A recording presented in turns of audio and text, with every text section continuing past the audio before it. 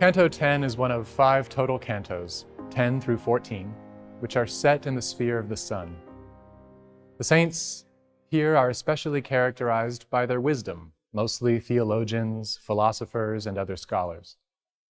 Academic factions and debate have here been set aside so that the Dominicans delight in praising Franciscans, in Canto 11, and vice versa, Canto 13.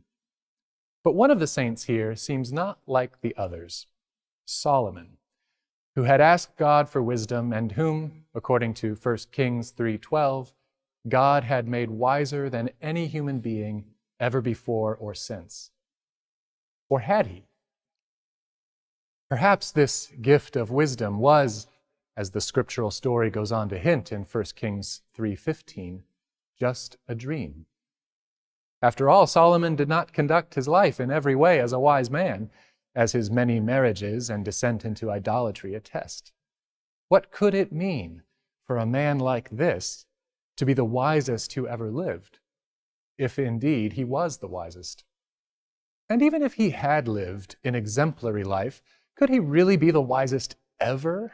What about Adam before the fall, whose human nature was uncorrupted by sin? And what about our Lord Jesus Christ himself, whose human nature was perfect and whose divine nature surely gave his wisdom a superhuman boost? Dante the poet wrestles with these questions in Canto 13. Back in Canto 10, he had first seen Solomon, the fifth light in the first ring of the wise, whom the great St. Thomas Aquinas there described as the most beautiful among us. According to Aquinas, this ancient king breathes with such love that all the world below is gluttonous to hear of him.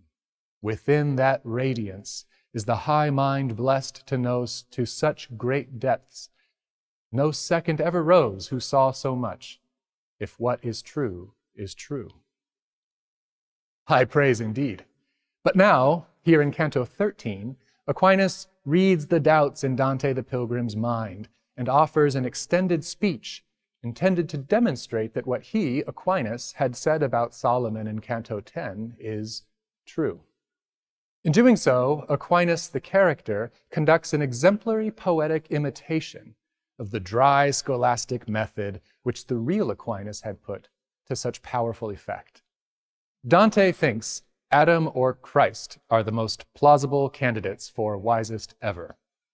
Aquinas had said Solomon's mind was blessed to know to such great depths that no second ever rose who saw so much. So they can't both be right? Right? Wrong. As the real Aquinas so often insisted in his own theological texts, we must make a distinction. And when we do, Dante, you'll see that what you believe and what I say stand in truth's ring, 2 points upon one round. Aquinas turns first to argue Dante's case for him. Only then will he defend his own earlier words about Solomon and show that his opinion and Dante's really are consistent. So, the case for Dante. Aquinas gives it in lines 52 to 87, and let's face it, it's dense, it's hard to understand. But the basic idea is this.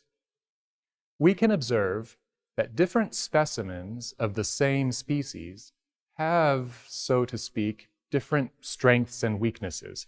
As Aquinas puts it, one tree bears better and worse fruit, and men are born with various gifts of ingenuity. This phenomenon is so widespread and so obvious that it's hard to see it as puzzling. But it is. If all human beings have the same human nature, and if we are all equally human, why don't we all equally enjoy all the talents that humans can have? Aquinas' answer here is that nearly every human being, Solomon included, is the product not just of God's artistry, but all the lesser artists of creaturely secondary causes, astronomical and environmental conditions, social conditions, genetics, and so on. and each human being has a unique causal chain. Hence, the differences in dispositions and talents that arise among humans. But while God usually creates through these secondary causes, he does not need to. For example, he formed Adam directly out of the dust of the earth, and he formed the human nature of Christ directly in Mary's womb. This is why Adam, before the fall, and Christ were the wisest humans ever. They received the full, undiluted range of possible human abilities directly from their divine source.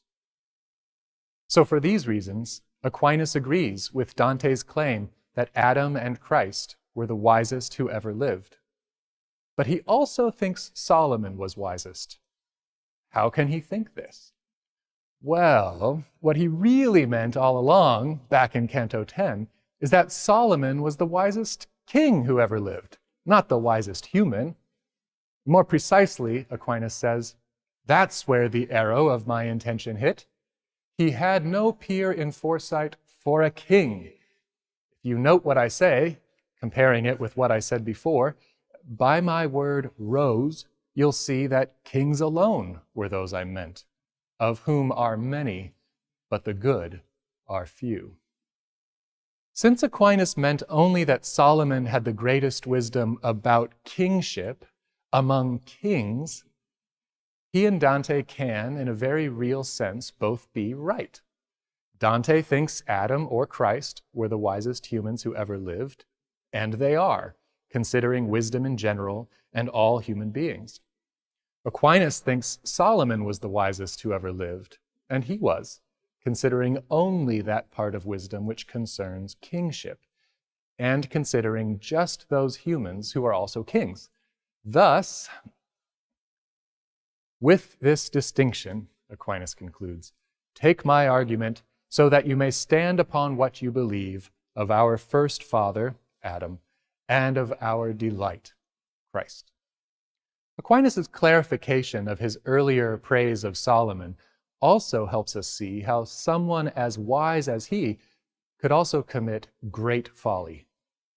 If his wisdom is, so to speak, restricted to the realm of kingship, it simply does not follow that he will be wise in all respects, domestic arrangements, say, or the worship of God. Trust the experts, we're told, yes, but only on the topics on which they teach with real expertise. Are you satisfied by Aquinas' explanation of what he really meant? I'll confess, I'm not.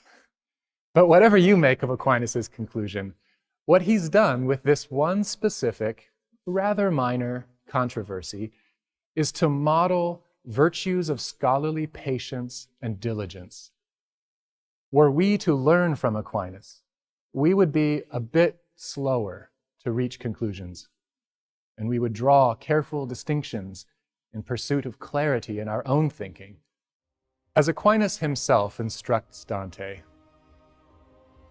and should you rush to what you don't perceive, let my words drag like lead weights on your feet and make you slow to answer yes or no. For of all fools, that man's the lowest ass, who'll affirm or deny, but not reflect.